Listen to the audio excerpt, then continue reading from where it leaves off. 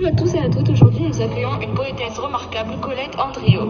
Alors Colette, à quel âge avez-vous découvert votre amour pour la poésie? À l'école, puis au fil des années et des rencontres que je faisais avec les poètes que nous découvrions avec nos professeurs, puis peu à peu avec mes propres lectures. À quel âge avez-vous commencé à écrire? Je ne sais plus très bien, à l'école sans doute, puis j'ai su que j'aimais écrire quand j'étais adolescente. J'ai jeté tout ce que j'écrivais jusqu'à ce que j'ose montrer mon travail. J'étais adulte, jeune adulte et j'ai été encouragée à écrire. De quoi sont composées vos journées? Quelle part la poésie prend-elle? J'essaie de m'organiser pour être dans une pièce un peu tranquille, entourée de mes livres chaque jour. J'écris de manière régulière et je lis aussi. Pourquoi avez-vous voulu être poète? Est-ce une vocation depuis toujours? Voilà une question que je m'étais jamais vraiment posée. J'ai toujours aimé lire de la poésie, écouter des comédiens dire ou écouter des chanteurs qui écrivaient de beaux textes de chansons ou qui mettaient des musiques de poèmes. J'aimais les mots, la langue. J'avais envie de dire ce que je voyais autour de moi, ce que je ressentais. Certains deviennent peintres ou comédiens, je suis devenue poète. Quand avez-vous été reconnu comme poète? Après quelques publications. Quels sont vos poètes préférés?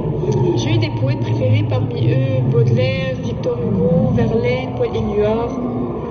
D'où vient votre inspiration? Quels sont vos thèmes de prédilection? Plutôt que le mot inspiration, je préfère parler de ce qui m'émeut, me fait réfléchir, me pousse à écrire, chercher les mots pour le dire. Mon premier travail est de prendre des notes.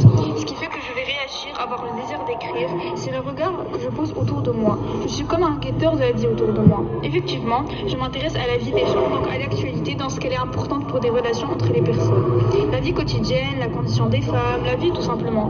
Je regarde, j'observe, je rencontre et puis j'écris. Vous inspirez-vous d'autres poètes? Dans une autre question, je nommais les poètes qui m'ont influencé quand j'étais jeune. Mais en fait, chaque poète doit chercher sa propre parole, sa propre voix. C'est la même chose pour tous les artistes. Êtes-vous toujours inspiré? Comme je vous le disais dans une précédente question, je n'aime pas trop parler d'inspiration. Comme si, assise à ma table, je convoquais ou attendais qu'une muse me souffle à l'oreille un beau poème. S'il me semble que je vais écrire un poème, ou plutôt un projet de poème, le plus important, c'est un travail d'écriture. Écrire, c'est un travail que j'aime faire, un travail qui est indispensable à ma vie. Pourquoi écrivez-vous? Comme un peintre a besoin de peindre, un comédien de faire du théâtre, un musicien de jouer ou de composer la musique, comme quelqu'un qui aime lire, chercher le livre ou qui n'a pas encore trouvé. Chaque fois que j'écris en souhaitant écrire mon plus beau poème, je me demande pourquoi j'écris. Sans doute justement parce que je n'ai pas encore écrit mon plus beau poème. Est-ce une passion? Non, plutôt une manière de vivre. Avez-vous des aides pour écrire ou pour trouver l'inspiration? Non, pas forcément. Écrivez-vous d'abord vos idées? Avez-vous toujours la même technique d'écriture?